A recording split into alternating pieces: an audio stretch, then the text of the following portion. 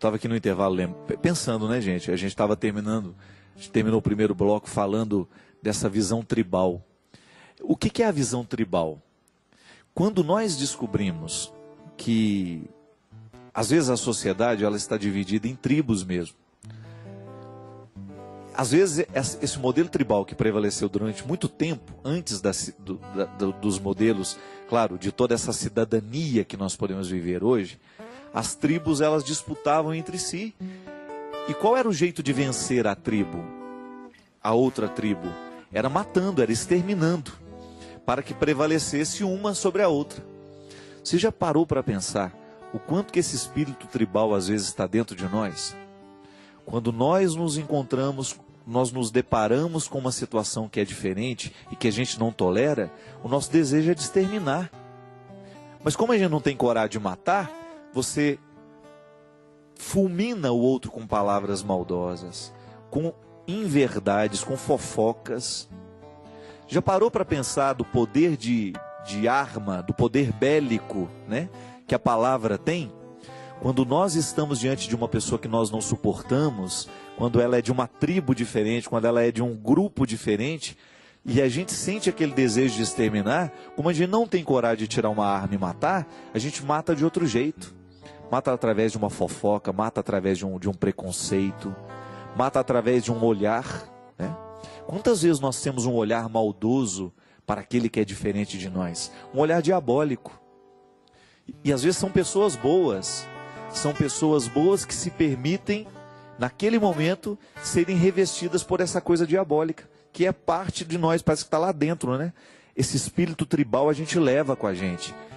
E é por isso que a gente tem que domesticar isso.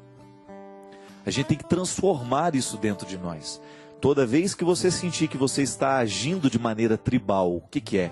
Querendo exterminar o outro através de um gesto maldoso, de uma fofoca, de uma comunidade que você abre no Orkut, né? No Orkut é uma coisa terrível.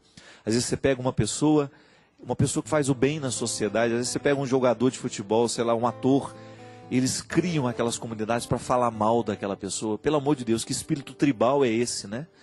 Às vezes você pega uma pessoa que é vítima de calúnia, vítima de fofoca. Tribos, é o espírito da tribo, querendo destruir o outro. Dentro da igreja, né? Quantas vezes você percebe, eu sou da renovação carismática, você é do Cursilho, aí nós somos inimigos por causa disso. Você não conhece o meu movimento, você não conhece, o meu é o movimento que é capaz de salvar, o seu não. Pelo amor de Deus. Essas intolerâncias que nós trazemos para dentro da nossa vida, dentro dos nossos grupos. Não, gente. Outro dia eu estava lendo umas coisas que escrevem na internet, né? Dizendo até de uma pessoa que eu conheço, um amigo que eu tenho, dizendo que ele é espírita. Aí, falando absurdos daquela pessoa, porque ela é espírita. Eu, com toda sinceridade, onde é que está o nosso cristianismo? Eu não estou dizendo que você tem que se transformar em espírita no momento que você respeita o espírito. Não, eu estou dizendo que você precisa ver o ser humano com um pouco mais de totalidade. E eu fico vendo o jeito como aquela pessoa que estava sendo criticada vive, as obras que ela realiza, tudo aquilo que de bom que ela faz na vida, valendo menos do que a religião que ela tem. Eu não tenho que dizer que uma pessoa é ruim porque a religião dela é diferente da minha. É muito injusto isso, minha gente.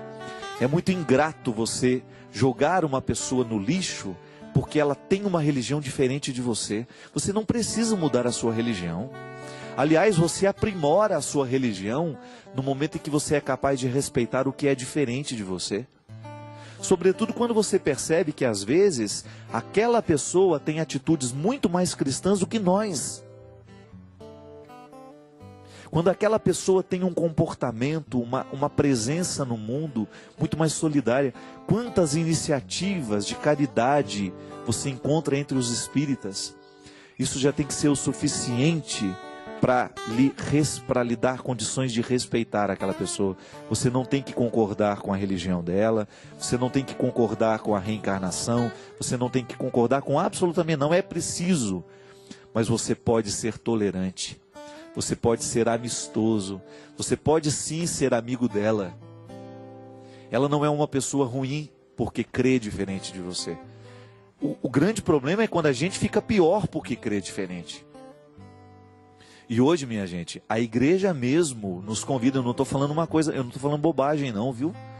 Estou falando de uma coisa que se chama de diálogo interreligioso, que é a Igreja Católica Apostólica Romana nos dizendo que nós temos que saber dialogar com os que creem diferente, que nós temos que acolher de maneira carinhosa as pessoas, não importa qual seja o credo, não importa qual seja a profissão de fé, nós precisamos saber sentar na mesma mesa e realizar o mesmo gesto de amor.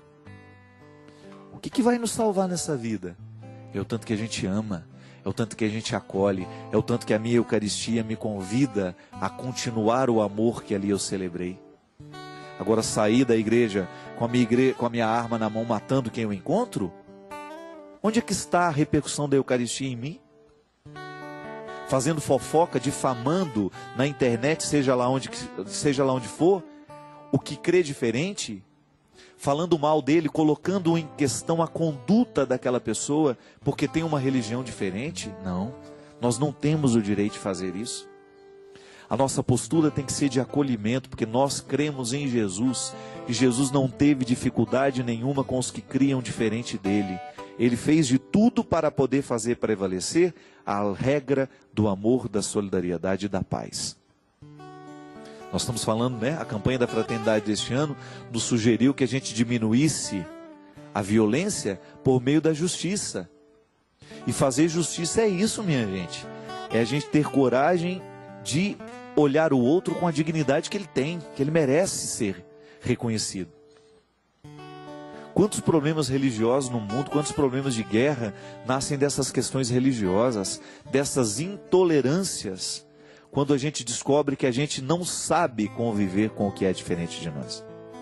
E às vezes isso acontece dentro de casa, acontece no nosso trabalho, em tantos lugares, né? Porque o espírito tribal prevalece em nós. Não é para ser assim. A gente precisa saber, descobrir o que a gente tem de igual. A gente tem vontade de viver, Padre. A gente tem vontade de ser feliz. A gente tem vontade de promover a justiça. A gente tem vontade de diminuir a violência no mundo. A gente tem vontade de cuidar da ecologia. A gente tem vontade de propagar o amor de Deus. Pronto. Já descobrimos alguma coisa que nós temos em comum. Então é evangélico, eu me uno ao evangélico para fazer bem ao mundo.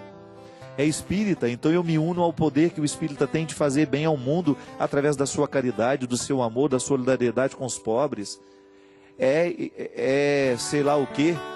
Como é que chama aquela religião? É muçulmano. Eu me encontro com um muçulmano e vou descobrir com ele o que nós podemos fazer juntos para a gente transformar o mundo. Mas não vou fazer da minha diferença religiosa um impasse para a fraternidade. Aquela profecia, o lobo e o cordeiro comerão no mesmo prato. O lobo não vai virar cordeiro, o cordeiro não vai virar lobo, não é assim? Mas eles vão ser capazes de se alimentarem no mesmo prato. Qual é o prato onde a humanidade precisa se alimentar, minha gente? É o amor. É o que mais faz falta no mundo de hoje. É a capacidade de amar. Se todas as religiões trabalhassem para isso, para tornar o ser humano mais amante, mais amado, os problemas do mundo estariam solucionados. Se todas as religiões, ao invés de pregarem o espírito tribal, de destruir o outro porque ele é diferente, se ocupasse de pregar o amor, se nós pregássemos o bem, a fraternidade, o amor ao próximo, o respeito a Deus e as regras que se desprendem desse respeito, nós teríamos um mundo muito melhor. Se nós julgássemos as nossas armas religiosas no chão e a gente se prendesse ao que é essencial, nós seríamos capazes de comer no mesmo prato. E aí a promessa, a profecia do profeta Isaías seria cumprida. Mas enquanto a gente estiver armados, enquanto nós estivermos com as lanças e as armas na mão, nós não vamos conseguir fazer a profecia ser cumprida. E o grande esforço de Jesus foi justamente isso, minha gente. Nos levar para que a gente pudesse comer juntos.